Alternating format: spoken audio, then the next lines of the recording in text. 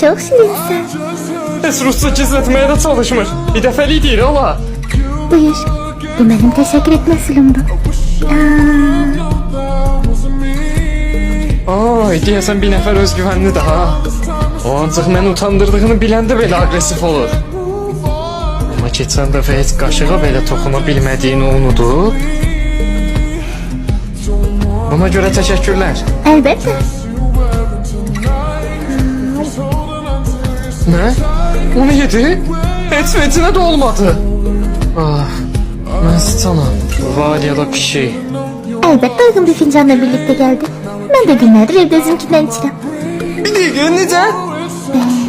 Bana Ege'de olmasını isterdin.